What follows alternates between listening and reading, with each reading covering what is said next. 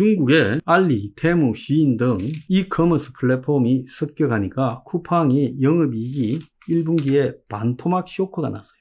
제가 이 중국이 한국의 이커머스, 그러니까 온라인으로 물건을 사는 시장을 공격을 해서 한국의 2위도 곧 G마켓입니까? 잠식될 거고 1위도 흔들릴 거라 했는데 지금 벌써 그것이 지금 확인됐어요. 이런 일에 대해서 대중들은 대체로 무관심해요. 근데 한국의 이커머스가 중국의 알리, 테무, 쉬인에 장악이 되면 그 다음에 벌어질 일을 생각을 해야죠. 한국 상품이 아니라 중국 상품, 중국 농산물, 중국 수산물이 앞으로 이커머스를 휩쓸게 될 거라는 거죠. 지금 벌써 알테쉬가 한국에 싸구려, 저질, 유해 상품들을 이렇게 보내고 있잖아요. 그래서 중국발 쓰레기 수출이라고 하는 이야기도 나오고 있어요. 이 쿠팡의 영업이익이 1분기 기준으로 반토막이 나버렸어요. 그래서 올해 531억의 영업이익인데 지난해 1분기 때 영업이익이 1362억과 비교하면 61%가 급감했다는 거예요. 자, 그래서 중국의 쇼크가 지금 우리한테 점점 밀려오는 게 확인이 되고 있습니다.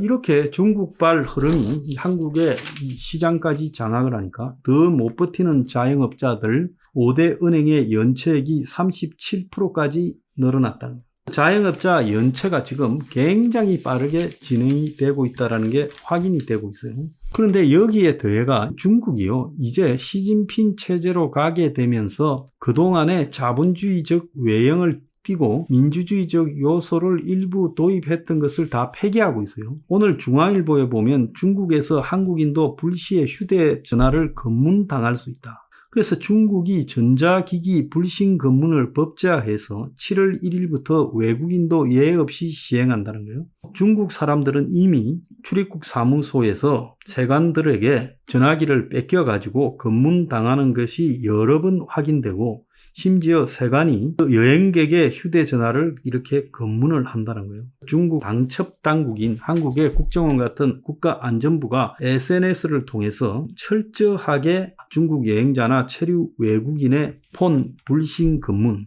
폰뿐만 아니라 노트북 등 모든 전자기기가 불신 검문될 수 있다는 거예요. 카메라 포함해서요. 그래서 최근에 항저우 난징 공항에서도 휴대전화에 어떤 사진이 찍혔는지 확인하고 겁이 나서 휴대전화에 민감한 사진들을 다 지웠다라는 사람들이 나오고 있어요. 중국 사람들도 지금 그런다는 거예요. 그래서 방첩기관이 국가안보를 내세워 모든 사회조직에 합법적으로 들어가 간첩 적발 훈련을 할 수 있도록 만들어 국가안전부의 존재를 과시하고 있다는 거예요. 중국이 신방첩법이라는 것을 지난해 7월에 시행한 뒤 외국 투자자들이 감소될 걸 감안하고 스파이 색출 조치를 강화하고 있다는 거예요. 그래서 이제 7월 1일부터도 중국에 가면 홍콩에서도 당할 수도 있어요. 마카오에서도 마찬가지고 핸드폰으로 사진 잘못 찍었다거나 중국에 가서 조금 이상하다 그러면 CCTV에 찍혀가지고 그때부터 따라붙으면서 핸드폰이고 노트북이고 다 틀릴 수 있다는 거예요. 중국은 안 가는 게 상책이에요. 그런데 한국 대기업들이 제가 정말 조심하라고 수차례 말했는데도 중국에 겁도 없이 들어가서 사업을 벌리다가 지금 박살이 나고 있습니다. 오늘 아침에 보면 기술 뺏기고 적반하장, 이제 못 참아 삼성 중국에서 천건의 특허를 갖다가 취득했다. 그래서 하도 중국 사람들이 뺏기니까 삼성 계열사가 지난 1월부터 4월까지 중국에서 다 특허를 내라 해서 모든 특허를 합치면 1000건이 넘도록 이렇게 특허를 냈다는 거예요. 업계에서는 불모지 중국에서 특허를 취득한 것은 기술 경쟁력 강화에 유리할 거라고 보고 있지만은 실제로 그러진 않아요. 중국의 이 삼성과 화웨이 소송에서 지방법원이요, 삼성이 화웨이 특허를 침해했다고 판결했어요. 중국에는 남의 기술을 뺏기고도 맞소송을 제기해가지고 당하는 경우도 허다합니다. 그래서 삼성이 중국에서 특허를 내어서 경쟁력을 확보하는 것은 다행이겠지만은 이것도 궁극적인 방법은 아니다. 삼성이요, 중국에서 철수하는 게 답이에요. 한국의 네이버가 만든 라인이라는 그 메신저가 있죠. 일본 회사 라인 야후, 그 소프트뱅크하고 같이 만드는 건데, 일본이 그 2011년에 지진 이후에 서로 간에 연락이 안 되는 사태를 보고 네이버가 진출해서 라인을 일본 국민 메신저 9천만 명이 이용하는 그런 곳으로 만들었는데, 일본이 딱 보다가 이게 일본 시장을 장악해? 그렇다면 이걸 한국 지분을 그냥 처리해야 되겠다고 생각하고 얼마 전에 이 라인에서 개인정보가 유출된 걸 핑계 삼아가지고 네이버가 가진 라인 지분을 매각하고 떠나라. 사실상 라인을 키운 한국인 임원이 벌써 그만뒀다. 이런 이야기까지 나오고 있어요. 그래서 일본도 그럴 전데 중국은 오죽하겠냐. 중국에서 사업하는 것은 이제 어느 시점까지 중국의 이 기술적 목표나 이런 것들이 달성된 이후에 한국이 필요 없는 불필요한 경쟁자가 됐어요. 그러면 한국에 대해서 압박만 들어오겠죠. 지금 중국 사람들이 삼성폰 안 쓰고 현대차 안 사는 거 보세요. 자, 또 다른 뉴스도 있습니다. 중국 가격 후려치기에 사업 접는다. LG 디스플레이, 광저우 공장 매각. 그래서 결국 중국 사람한테 헐값으로 팔고 노는 거예요. 자, 광저우 공장은 LCD 만드는 공장인데 LG가 이제 이걸 팔아버리고 OLED 사업에 집중하는 게 낫다 이렇게 보고 공장을 지금 팔라 한다는 거예요. 자, LG가 이제 광저우 공항을 팔아버리면서 한국의 전자업체 중에는 LCD 패널을 생산하는 곳이 한 군데도 없어요. 그럼 LCD 관련해서 디스플레이 가격 주도권은 중국에 완전히 내어줄 수도 있다는 거예요. 그런데 LG가 이걸 갖다가 팔려고 한 것은요, 중국에서 하도 LG의 기술을 뺏겨가지고 싼값으로 생산해서 비슷한 기술로 보이니까 이제 그걸 가격 경쟁력이 없는 거예요. 자, 마지막으로요, 롯데가요, 중국에서 아주 뼈아프게 탈출하고 있다는 거예요. 중국 선양의 롯데타운을 매각한 후에 법인 청산까지 했는데 기사 제목이 헐값 매각에 청산 자금까지, 롯데가 뼈아픈 중국 탈출이, 투자금 날리고 눈덩이 손실까지 감안해야 한다. 이렇게 지금 되어 있어요. 사드 배치로 그 골프장을 사드 기지로 제공했다는 명분으로 선양에 이 구축하던 유통 프로젝트의 이제 마지막 법인을 정리하면서 중국 철수를 앞두고 있다는 거예요. 선양 프로젝트는 롯데가 오랫동안 공을 들여온 거고 사드 이후 지금 8년 만이라는 거예요. 8년 동안 제대로 철수도 못하고 철수에 따르는 후폭풍 손실까지 롯데그룹이 다 안고 있다는 거예요.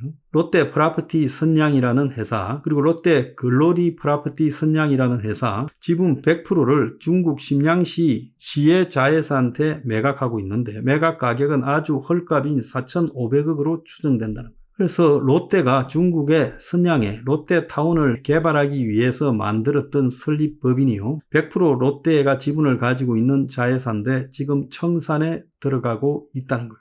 그런데 롯데는 2008년부터 이 프로젝트를 추진해서 3조 원 가량의 돈을 투입해 테마파크, 백화점, 대형마트, 아파트를 포함한 복합단지를 짓는다는 계획이었어요. 2014년에 1단계 사업으로 백화점과 영화관을 완공하고 테마파크와 호텔 건립을 추진하던 중 공사가 중단됐어요. 2016년 사드가 터졌어요. 롯데가 우리 정부의 요구로 성주 골프장을 주한미군 사드 부지로 내주자 중국이 그 보복으로 선양 프로젝트에 제동을 걸어 선양 프로젝트 진행률이 절반을 넘었는데 중국 정부가 더 이상의 공사를 못하도록 막는 바람에 공사가 지금 되지 못하고 2년 동안 멈춰서 있다가 2019년에 공사가를 냈지만은 롯데는 이미 중국에서 찍혀버렸기 때문에 공사를 해도 실리가 없다고 보고 공사를 안 하기로 결정을 했고요. 그래서 이후에 코로나가 닥치면서 사업을 완전히 중단하고 남은 것들을 팔고 노는 거예요. 그러니까 완공되지도 않은 걸 헐값에 그냥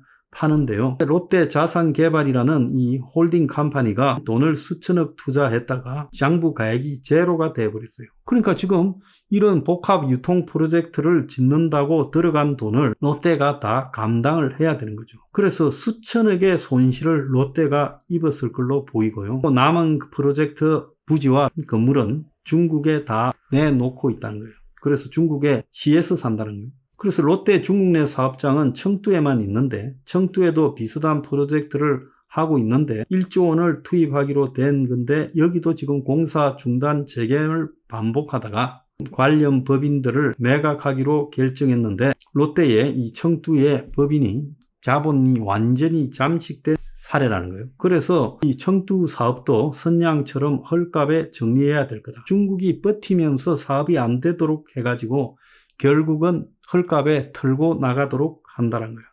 롯데는 이제 사업장을 베트남으로 옮긴다고 합니다. 자, 사드 사업 이후 롯데에게 중국 사업은 의미가 없어졌고 유지할수록 손해를 보고 있지만 빨리 정리하는 것도 쉽지 않아서 점점 오래 끌면서 더 헐값에 차지하려고 하는 걸로 보인다는 거예요. 롯데가 엄청난 손해를 봤습니다. 자, 중국에는 근처도 가지 말아야 됩니다.